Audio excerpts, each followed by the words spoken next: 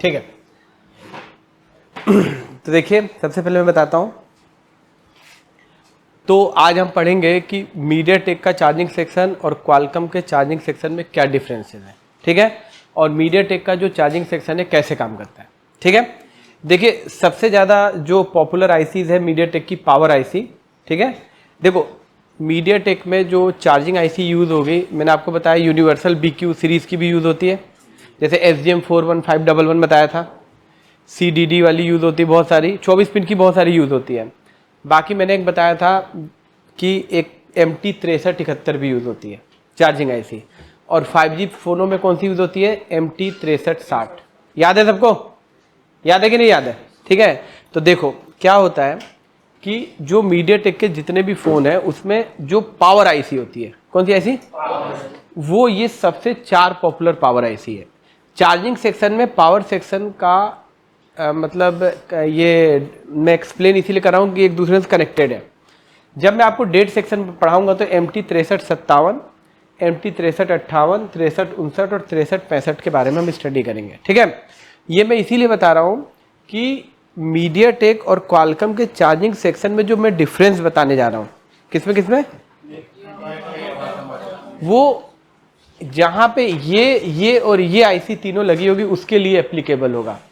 लेकिन जो 5G phones होंगे जिसमें PM लगी होगी 6365, कौन सी लगी होगी, उसमें एप्लीकेबल नहीं होगा जो चीज़ मैं बताने जा रहा हूँ। मेरी बात समझे मैं क्या बोला, मतलब जो मैं चार्जिंग सेक्शन के डिफरेंसेस बताने जा रहा हूँ किस आईसी में एप्लीकेबल होंगे। हालांकि ये पावर आईसी है, हालांकि क्या है, लेकिन जो मैं चार्जिंग सेक्शन बताने जा रहा हूँ वो 3 पावर में काम करेंगे। लेकिन अगर 6365 लगी होगी तो उस पर काम, उसका कॉन्सेप्ट अलग है, ठीक है, याद रहेगा। तो मैंने आपको पहले भी बताया कि 6365 MT जिसमें लगती है वो 5G फोन्स होते हैं ज़्यादातर, क्या होता है, और इसकी जो चार्जिंग आईसी होती है इसमें लगती है MT6360, वो 5G की कॉमन आईसी है। तो अभी हम इसके बारे में हम किसके बारे में बात कर रहे हैं, क्लियर हो गया, ठीक है। अब देखो अब मीडियाटेक का चार्जिंग सर्किट कैसे काम करता है। सबसे पहले मैं मोटा मोटा आपको बता देता हूँ। देखो सबसे पहले एक कॉमन सा अगर मैं कॉन्सेप्ट में आपको समझाऊं तो सबसे पहले मैंने आपको क्वालकॉम का जो भी चार्जिंग सर्किट पढ़ाया है, आपको सबसे पहले पता है कि ये जैक है, क्या है, जैक है। आप सबको पता है कि ये जो जैक है, चार्जिंग जैक टाइप सी मैंने ले रखा है। सबसे पहले आप लोग क्या करते हो कि यहाँ पे चार्जिंग लगाते हो तो 5 वोल्ट की सप्लाई किस पे आती है, आ गई 5 वोल्ट की सप्लाई। ये तो क्वालकॉम में भी आती थी, कोई नया तो है नहीं। 5 वोल्ट की सप्लाई जब चार्जिंग OBP पे आती है तो OBP आईसी यहाँ पे आउटपुट देती है किसको, चार्जिंग आईसी, कितने वोल्ट, 5। तो आपको पता है कि OBP प्रोटेक्शन के लिए लगी है। अब ये चाहे क्वालकॉम हो चाहे मीडियाटेक हो, दोनों में सेम सर्किट रहेगा, बराबर है ना।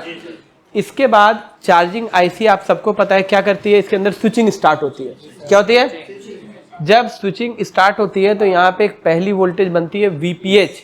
मीडियाटेक में VPH को किस नाम से जानते हैं, V6, क्या बोलते हैं, V6। VPH बन गई और पूरे फोन में क्या हो गई। उसके बाद क्या होता है कि यही वोल्टेज फिर वापस घूम के कहाँ आती है, चार्जिंग आईसी के अंदर, जिसको V6 के नाम से जानते हैं। और फिर उसके बाद जब आउटपुट निकलता है तो आपकी बैटरी फोन की क्या होती है, चार्ज होती है। ये तो क्वालकॉम का भी कॉन्सेप्ट है। अभी तक इसमें कुछ ऐसा नहीं है जो क्वालकॉम मीडियाटेक को एक दूसरे से क्या करता हो, अलग करता हो। लेकिन जब भी हम मीडियाटेक का कोई भी फ़ोन रिपेयर करेंगे तो इसमें अब वो चीज़ें अलग होंगी। क्या होंगी कि क्वालकॉम के फ़ोनों में 5 वोल्ट का इनपुट OBP से होते हुए चार्जिंग आईसी पे जाता है, BPH बनता है, फिर बैटरी चार्ज होने लगती है। लेकिन मीडियाटेक में ऐसा नहीं होता। मीडियाटेक में क्या होता है कि ये तो लाइन रहेगी ही रहेंगी, इसमें एक और नई लाइन बनेगी और वो लाइन जो होगी यहाँ पे फिर से जनरेट होगी। तो यहाँ पे पहले मैं एक बार बैटरी के यहाँ पे कनेक्टिविटी बना लेता हूँ।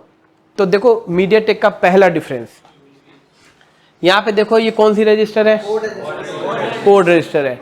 आपको याद होगा जब मैं क्वालकॉम का फ़ोन पढ़ा रहा था तो कोड रजिस्टर पॉजिटिव लाइन में लगी थी, बीवेट लाइन में। कोड रजिस्टर किस में लगी थी, बैटरी की प्लस वाली लाइन में। लेकिन मीडियाटेक में कोड रजिस्टर कहाँ लगती है, माइनस में। क्या लगती है, पहला डिफरेंस, याद आया। तो जब भी आप क्वालकॉम और मीडियाटेक फ़ोन को स्टडी करोगे तो पहली चीज़ ये ध्यान रखोगे कि कोड रजिस्टर क्वालकॉम में कहाँ लगती है, प्लस वाली लाइन पे, और मीडियाटेक में कहाँ लगती है, माइनस वाली लाइन पे। समझ में आया सबको? और यहीं से 2 पिन यहां से निकल के जाती है फ्यूल गेज पे। कहाँ जाती है? तो मीडियाटेक की जो फ्यूल गेज सेक्शन होता है पावर के अंदर होता है। हाँ, उसमें आईसेंस बेडसेंस बोलते थे, और मीडियाटेक में बोलते हैं CSN CSP। समझ में आया? Current sense positive, current sense negative. तो 2 डिफरेंस, पहला डिफरेंस कि भैया मीडियाटेक में कोड रजिस्टर नेगेटिव से लगी होगी, और दूसरा डिफरेंस फ्यूल गेज किसके अंदर होगी, पावर के अंदर होगी। लेकिन क्वालकॉम के फोनों में ऐसा नहीं था। क्वालकॉम में मैंने दिखाया था फ्यूल गेज चार्जिंग आईसी के अंदर भी हो सकती है, या फिर फ्यूल गेज आईसी अलग से लगी होगी, आपको तो पता ही है। तो 2 डिफरेंस पता चला कि नहीं? आगे चले नेक्स्ट। उसके बाद से क्या होता है कि जब आपकी चार्जिंग स्टार्ट होती है तो ओबीपी पे जब 5 वोल्ट जा रही थी, कहां पे 5 वोल्ट जा रही थी, तो उसी में से एक लाइन नीचे निकल के वापस पावर के अंदर भी आती है। मतलब ये हुआ कि चार्जिंग को डिटेक्ट कराने के लिए, क्या करने के लिए, एक नई लाइन बनती है जिसको हम VCDT लाइन बोलते हैं, वोल्टेज चार्जिंग डिटेक्शन लाइन होती है। मतलब कंपनी बोलती है कि अगर आपने 5 वोल्ट चार्जिंग आईसी के अंदर दिया है तो एक वोल्टेजेस पावर के अंदर भी देना होगा, पावर को भी ट्रिगर करना है। किसको करना है? मतलब अगर ये वाली लाइन में से ये रजिस्टर या ये रजिस्टर या लाइन ब्रेक हो जाती है और यहां पे पावर को वोल्टेज नहीं मिलती है तो उस कंडीशन में चार्जिंग डिटेक्शन नहीं होगा। क्या नहीं होगा? क्यों? क्योंकि पावर आईसी के अंदर चार्जिंग का सर्किट जैसे फ्यूल गेज सेक्शन इसी के अंदर है, तो जब भी चार्जिंग इनिशियलाइज होगा तो एक साथ चार्जिंग आईसी और पावर आईसी दोनों का ट्रिगर होना क्या जरूरी है। समझ में आया? तो इस लाइन को आज के बाद से किस नाम से जानेंगे? VCDT। VCDT लाइन क्वालकॉम में नहीं होती, सिर्फ किस में होती है? याद रहेगा सबको? तो अभी मैं आपको टेस्ट करके बताऊंगा कि VCDT लाइन कैसे टेस्ट करते हैं। मतलब आपने चार्जिंग लगाया, 5 वोल्ट यहां आई, बीपीएच बन गई, बैटरी पे वोल्टेज चला गया, लेकिन अगर इस लाइन में कोई भी फॉल्ट आए चार्जिंग नहीं होगी, डिटेक्ट ही नहीं होगी। पावर आईसी पे भी जाना तो अभी तक मैंने जो क्वालकॉम पढ़ाया था उसमें ऐसा कुछ था क्या? नहीं था ना? याद रहेगा सबको? तो जब नहीं, फीडबैक का काम नहीं करती है। क्या होता है कि जो पावर आईसी होती है ना उस पर 0.5 का डिटेक्शन लाइन होती है। क्या? अरे जैसे मैंने आपको बीबेट की सेंसिंग लाइन नहीं बताई थी, क्या काम था सेंसिंग लाइन का? बीबेट सेंस लाइन, एक तो बैटरी की पॉजिटिव लाइन जाके बैटरी अपनी बीपीएच को जनरेट करती थी, और एक और सेंस लाइन होती थी जो बताती थी कि मैं लगी हूं। समझ आया? तो उसी तरीके से 5 वोल्ट की सप्लाई चार्जिंग आईसी के अंदर जाती है, वो तो रेगुलेट करेगा वोल्टेज को, एम्पियर इंक्रीज करेगा स्विचिंग करके तो चार्जिंग होने लगेगी। लेकिन एक लाइन पावर के अंदर भी देना क्या है? जरूरी है डिटेक्शन के लिए। क्या के लिए? क्योंकि फ्यूल गेज इसी के अंदर है। समझाया? तो ये पूरा 5 वोल्ट देने की जरूरत नहीं है, हमको सिर्फ पावर को डिटेक्ट कराना है। क्या कराना है? जैसे अभी वोल्टेज डिवाइडर पढ़ा है मैंने, तो उसमें क्या पढ़ा है मैंने कि सीपीयू को सेंसिंग के लिए कितना चाहिए? 0.6 से 0.9। उसको क्या मतलब है कि सर्किट गर्म हो रहा है कि नहीं हो रहा है, उसको वोल्टेज से मतलब है। तो यहां पे भी इसको किससे मतलब है? तो देखो, जब 5 वोल्ट इन होगी तो सबसे पहले R1 पे आएगी, तो यहां पे R1 330 किलो ओम की है। तो आज के बाद, आज से 10 साल पुराना फोन उठाओ या करंट का फोन उठाओ, बस याद रखना 5G में MT 6365 और 6360 का पेयर में ये सर्किट काम नहीं करेगा। अभी थोड़ी देर पहले बताया मैंने, याद है? ठीक है, हाँ, नए वाले में नहीं काम करेगा। MT 6357, 6358, 6359, 65 पे नहीं काम करेगा। हाँ, ये याद रखना है, अपन को पता होना चाहिए, नहीं तो पता चला ढूंढने लगे उसी में। तो 5 वोल्ट यहाँ पे आई, R1 कुछ वोल्टेजेस को ड्रॉप करेगा, R2 कुछ वोल्टेजेस को क्या करेगा, और फाइनल वोल्टेज जो पहुंचेगी इस लाइन को बोलेंगे VCDT, और यहां पे मात्र पहुंचेगा 0.5। कितना पहुंचेगा? डिटेक्शन कराने के लिए। लेकिन मैं आपको बता दूं इसकी रेटिंग होती है 0.5 से 1.2 तक भी जाता है, तब भी चार्जिंग डिटेक्ट होगी, कोई दिक्कत नहीं है। इसमें किसी कोई डाउट? हाँ, कोड रजिस्टर का हटा के भी तो इधर वैल्यू है। कोड रजिस्टर का हटा देंगे तो ग्राउंड नहीं आएगा, वैल्यू है। अगर आप कोड रजिस्टर हटा दोगे तो सेट ऑन नहीं होगा। वो तो नहीं होगा, मगर जीआर आ जाएगा ना। किस पे? इस पे हाँ, वन साइड का आ जाएगा। क्योंकि वो पावर से कनेक्टेड है। मैं अभी सर्किट दिखा रहा हूँ आपको, इसका सर्किट दिखा रहा हूँ। तो हटने के बाद दोनों तरफ मिलेगा। बिल्कुल मिलेगा। देखो आईसी का जीआर मिलेगा ना, लेकिन सुनो मैं ये ब्लॉक इसीलिए समझा रहा हूँ कि आपको आसानी से समझ में आ जाए, और जब सर्किट खोलूँ तो फटाफट समझ जाओ। समझ में आ रहा है? हाँ R010 तो लगाने तो फिर गड़बड़ हो जाएगा ना। हाँ आगे देखिए, तो यहाँ पे BCDT लाइन में कितना आना चाहिए? सुबह मैंने वोल्टेज डिवाइडर का फॉर्मूला बताया आपको, इनपुट वोल्टेजेस लिख लेना, R1 R2 कैलकुलेट करोगे तो आपको आउटपुट निकल जाएगी। क्लियर है? तो सुबह का जो सर्किट हमने पढ़ा था वहां पे इनपुट 1.8 आ रहा था, लेकिन अभी के सर्किट में कितना इनपुट आ रहा है? 0.5 नहीं 5 वोल्ट। इनपुट कितना है?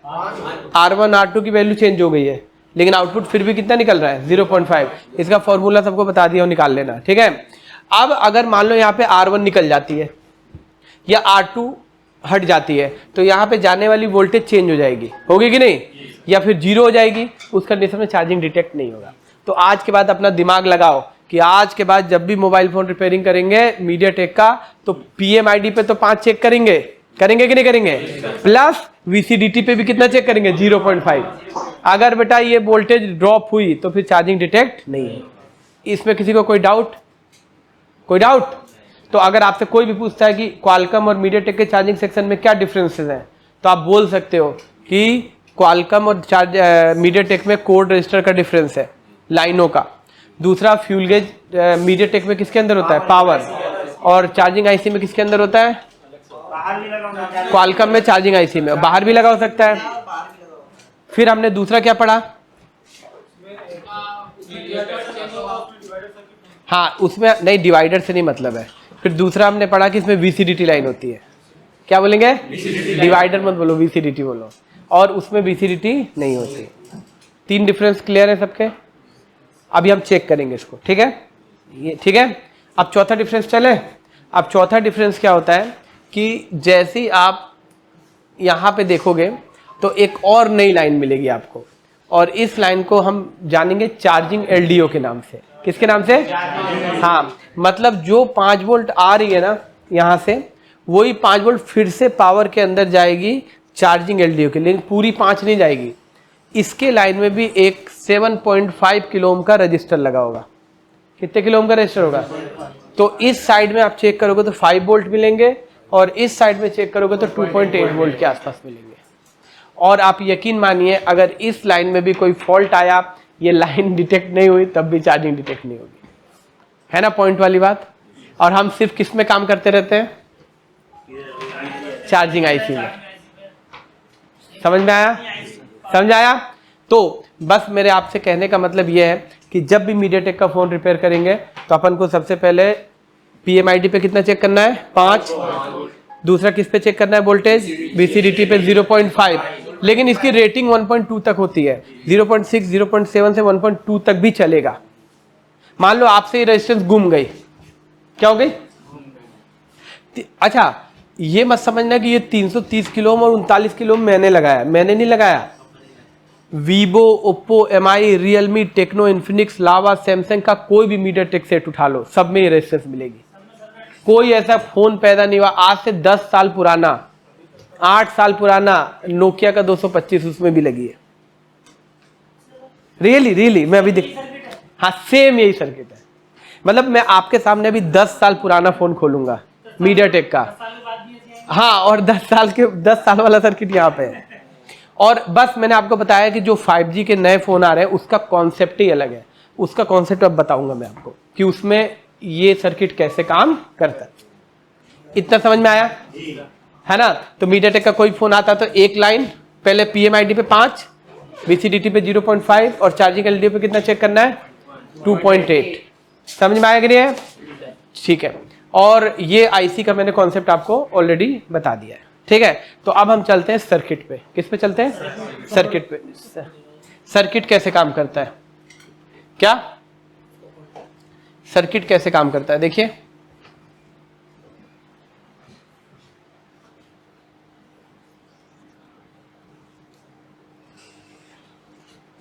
चले, सर्किट कैसे काम करता है। तो देखिए मैंने एक सर्किट यहाँ पे खोल के रखा हुआ है, एक 9A का, कोई भी फ़ोन हो, ऐसा नहीं, मैं ये नहीं बोल रहा हूँ कि यही है, कोई भी फ़ोन उठा लेना, ठीक है, मैं इस फ़ोन की बात नहीं कर रहा हूँ।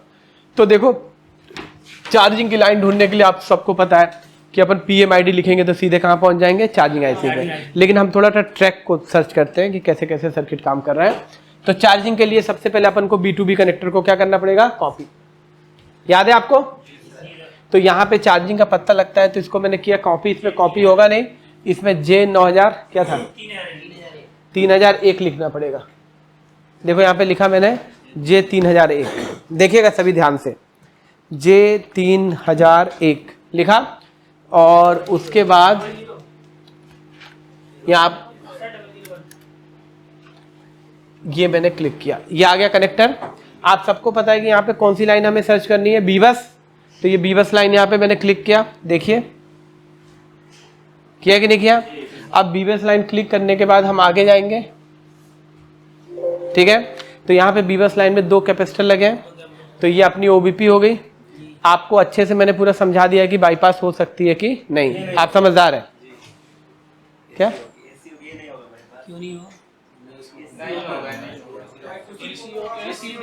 क्या वो फंक्शनल है, नहीं, क्या वो फंक्शनल है, ये AC ओके कहीं फंक्शनल है क्या, बाईपास हो जाएगी।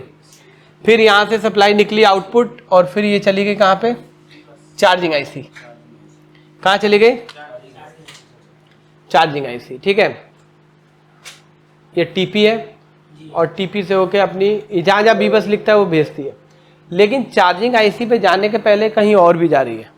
देखिए यहाँ पे जब चार्जिंग IC पे जाना था तो ये जा रही है एक रजिस्टर पे R207, और ये 330 किलो ओम की रजिस्टर है, समझ गए, कौन सी है, R1, किस लाइन की, VCDT, और ये नीचे लगी है क्या है, R2, कितने किलो ओम की, 39। तो ये रजिस्टर आज के बाद हर फोन में मिलने वाली है। तो यहाँ पे अभी हम चेक करेंगे 5 आएगा, और इसके ज्वाइंट पे चेक करेंगे तो कितना आएगा, 0.5, और ये सप्लाई चली जाती है पावर के अंदर, और इस लाइन को आज के बाद से किस नाम से जानेंगे, VCDT। इसके अंदर जो पावर IC लगी है इस फोन के अंदर, आप देख सकते हैं MT6357, क्या सी लगी है, 57, ठीक है, समझ में आया। तो अगर अनफॉर्चुनेटली आपका फोन वाटर डैमेज होता है, क्या होता है, और ये जो VCDT वाली वोल्टेज है T11 पे अंदर नहीं जाती है या सड़ जाती है बोल, तब भी चार्जिंग डिटेक्शन का प्रॉब्लम, वो तो उठाने के बाद ही पता चलेगा, क्यों, लगा सकते हैं, है ना। उसके बाद दूसरी एक और पिन थी, आपको याद होगा, बीबस की एक और लाइन आती है, यहाँ पे भी बीबस और यहाँ पे भी, मतलब दोनों लाइन आपस में क्या है, कनेक्टेड है। तो यहाँ पे 7.5K की रजिस्टर लगी है, कितने किलो ओम की, और यहाँ से यहाँ पे 5 वोल्ट आते हैं, यहाँ पे 2.8 मिल जाएंगे, और ये चार्जिंग LDO, याद है। तो ये 2 नई लाइन आपको पावर IC के अंदर चेक करने को मिलने वाली है। इसका मतलब ये हुआ कि चार्जिंग LDO डिटेक्शन की जो लाइन है, अगर PM भी खराब हो जाए तब भी चार्जिंग का फॉल्ट आएगा, नहीं आएगा। अगर पावर के अंदर भी कोई फॉल्ट आता है तब भी चार्जिंग का फॉल्ट आएगा, क्यों, क्योंकि फ्यूल गेज इसके अंदर है, VCDT लाइन इसमें जा रही है, चार्जिंग LDO भी इसी में जा रही है। तो पावर भी रिस्पॉन्सिबल हुई कि नहीं हुई, हुई कि नहीं हुई, हाँ। LDO का मतलब था लो ड्रॉप आउट, अभी डेड सेक्शन होगा तो मैं कराऊंगा LDO, ठीक है, समझ में आया कि नहीं। तो ये 2 लाइन आपको हमेशा ध्यान रहेगी, कौन कौन सी लाइन, चार्जिंग LDO, इस पे काम करना है, ठीक है। अच्छा एक चीज और दिखा देता हूं मैं, ये बीबस की यहाँ तो आई गई।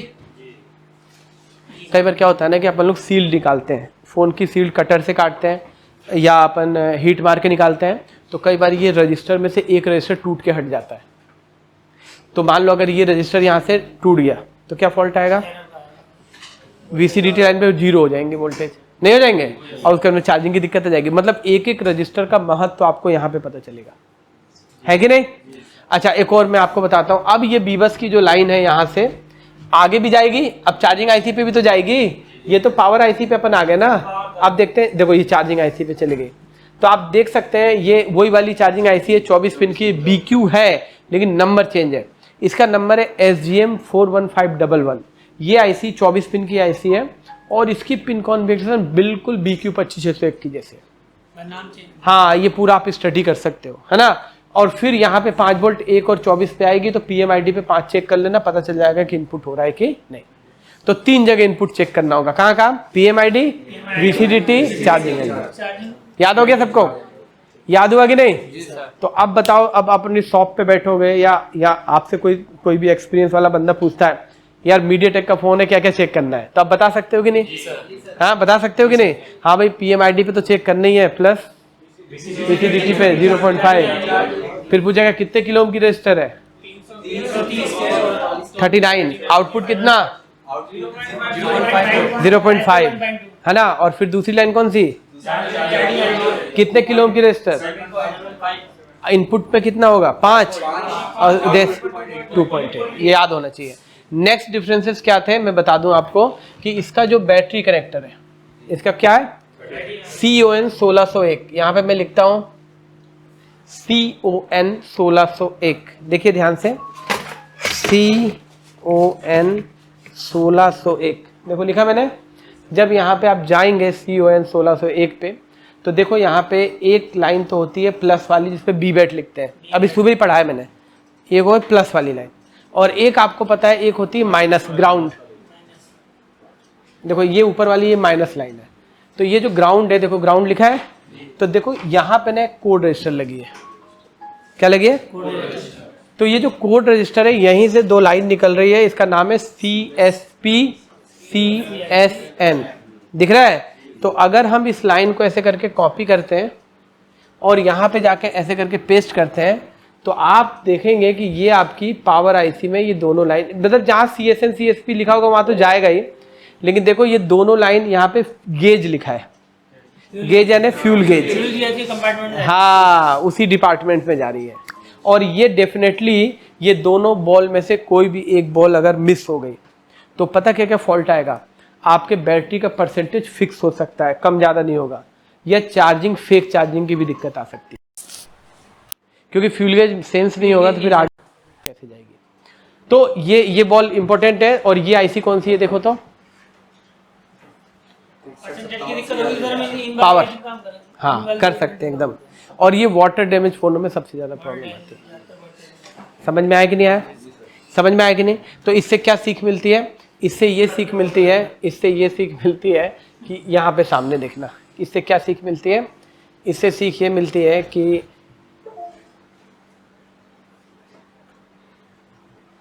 यहाँ पे देखो, इससे सीख ये मिलेगी कि जब भी अपन चार्जिंग रिपेयर करेंगे किसी भी फ़ोन का, थोड़ा ध्यान से देखिए, तो यहाँ पे आप अगर ध्यान देंगे,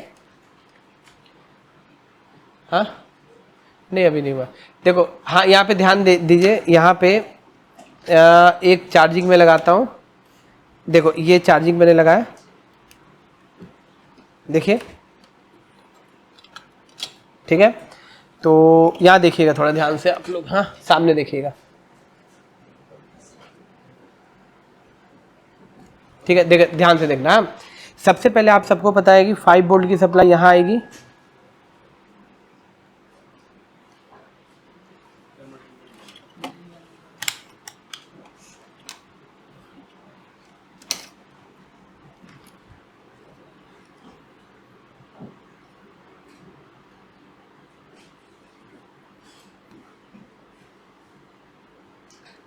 इसको तुम मल्टीमीटर पे कर सकते हो। हाँ हेलो सुनो, इसको तुम वहाँ पे दिखा सकते हो, बस उसको रिकॉर्ड करना है मल्टीमीटर को सिर्फ, ठीक है। नहीं बैठिए, कोई दिक्कत नहीं, बैठ जाओ कोई दिक्कत नहीं, बस मल्टीमीटर दिखाना है बस, ठीक है। देखो सबसे पहले देखो यहाँ पे पहली 5 वोल्ट की सप्लाई आ गई, आई कि नहीं आई, ठीक है। उसके बाद इसके बाद से सबसे पहले ये जो सप्लाई, अब सर्किट से अपन ढूंढ सकते हैं ना सब चीज़ें, तो सबसे पहले हमने यही सीखा है ना कि जब 5 वोल्ट इनपुट होता है तो सबसे पहले BQ में जाता है। ये जो 24 पिन की आईसी लगी है तो इसकी 1 और 24 पे जाता है, लेकिन अब हम 1 और 24 पे चेक नहीं करते, हम पिन नंबर किस पे चेक करते हैं? क्या नाम होता है? Very good. तो ये PMID का जो कैप है वो अगर 1 नंबर ये वाली होगी तो 30 ये वाली, यहाँ पे 5 आ गए, तो इससे हम यही समझते हैं ना कि पूरा चार्जिंग इनपुट क्या है, सही है, यही समझते हैं ना। तो फिर पीछे जाने की जरूरत ओबी। तो अब पहली वोल्टेज तो ये चेक करनी है और दूसरी वोल्टेज अपन को चेक करनी है पावर आईसी के पास। हम R1 और R2 ढूंढेंगे। क्या ढूंढेंगे? तो देखो ये VCDT लाइन की जो R1 R2 ये लगी, देखो ये R1 है, ये R2 है। आपको सर्किट पे ढूंढ सकते हो कि नहीं? कैसे ढूंढेंगे? लेआउट पे जाके। कैसे ढूंढेंगे? तो R1 पे जो वोल्टेज आएगी वो आएगी 5। देखो वहां पे कितनी वोल्टेज आएगी? 5। देखो ध्यान से देखो, यहाँ पे आएगी 5 हाई। तो और ये R1 R2 का एक सिरा आपस में क्या होगा? और एक नीचे वाले का क्या? ग्राउंड होगा। तो जब यहाँ पे जब अपन आउटपुट चेक करते हैं तो आएंगे 0.5 के आसपास आना चाहिए। ठीक है, तो देखते हैं 0.5 आता है कि नहीं। तो यहाँ पे भी 0.5 आएगा और इसकी भी एक पिन पे कितना आएगा? 0.5। और ये चली जाएगी पावर के अंदर। तो यहाँ से R1 R2 एक भी मिस हुई या किसी ने गलत वैल्यू की लगा दिया या टूट गई तो चार्जिंग डिटेक्शन खत्म हो जाएगा। हाँ बहुत होता है ऐसा। और दूसरी हमारी जो पिन है वो है चार्जिंग LDO। तो इसकी रेजिस्टेंस 7.5 किलो ओम की ये लगी है। तो यहाँ पे देखिए अपन को मिल जाएगा 5 और दूसरे पिन पे मिलेगा 2.8। आप ये बिल्कुल भी मत समझना कि ये वोल्टेज ड्रॉप करके 2.8 बन रहा है। यहाँ पे जो मैंने 5 चेक किया ना और यहाँ पे कितना चेक किया, तो बहुत सारे लोग सोचते हैं कि ये रजिस्टर वोल्टेज को रजिस्टर्ड वोल्टेज को ड्रॉप नहीं कर रही है। अभी मैं एनालॉग चार्जिंग सेक्शन बताऊंगा तो उसमें मॉसफेट के बारे में पूरा बताऊंगा कि यहाँ पे 2.8 का ड्रॉपिस क्यों है। ठीक है, अभी बस इतना समझो कि यहाँ पे 5 मिलना चाहिए और यहाँ पे कितना मिलना चाहिए? 2.8। समझ आया? तो ये 3 रजिस्टर चार्जिंग सेक्शन मीडियाटेक के चार्जिंग सेक्शन में बहुत इंपॉर्टेंट रोल प्ले करेगा, जिसमें ये आईसी लगी होगी। नहीं ये 63 57 63 58 63 59। और एक और मैं आपको एक चीज दिखा दूं, और यहाँ देखो, बस हो गया, वो रोक देना। ठीक है, अब यहाँ देखो, रोक देना, बस हो गया। ठीक है, हो गया ना रिकॉर्ड?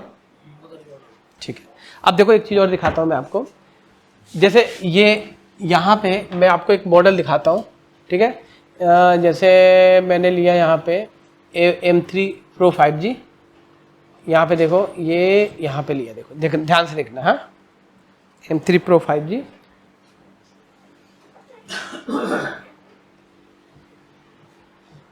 देखो ये लिया। तो इस फोन के अंदर आप अगर ध्यान से देखो तो इसकी जो चार्जिंग आईसी है बहुत पॉपुलर चार्जिंग आईसी है। मीडियाटेक के सभी 5G में लगते हैं। 6360 UP लगी है। तो ये चार्जिंग आईसी है और ये मीडियाटेक है ना जी। और यहाँ पे देखो इसका पेयर है पावर आईसी का MT 6365। इस आईसी में वो फॉर्मूला एप्लीकेबल नहीं होगा। हाँ, वो वर्जन अलग अलग होता है। ठीक है, हाँ सुनो मेरी बात, ये जो अभी बताया ना VCDT और चार्जिंग LDO, इसमें एप्लीकेबल नहीं है। तो इसका एक एडवांस सर्किट है डिटेक्शन का, वो बताऊंगा कल। हाँ, ये 5G है। बताओ मीडियाटेक समझ में आया? जी सर। चेक कर लोगे? जी सर। अब आप कोई भी फोन खोल लो, क्या कोई भी मीडियाटेक का, कोई भी मीडिया। अच्छा 10 साल कोई पुराना फोन दिखाओ? हाँ 10 साल पुराना। ठीक है, हाँ लाओ, देखो सुनो, आओ ना, आप किसी भी फोन पे हाथ रख दो, मीडियाटेक का कोई भी फोन। क्या बोला मैंने? मीडियाटेक का कोई भी फोन। आप बताओ, आपके पास जो है वो इसी को खोलेंगे। ठीक है, हाँ जो इसके पास है ना वही खोलते हैं, उसमें टेस्ट करते हैं। ठीक है, ठीक है, नहीं कोई भी, किसी पे भी हाथ रखो, किसी पे समझते हो? कोई भी। शर्त कौन सा है, कौन सा नहीं होना चाहिए? 5G नहीं, 6358 भी 5G है। 6365 नहीं होना चाहिए। 6360 और 6365 नहीं होना चाहिए।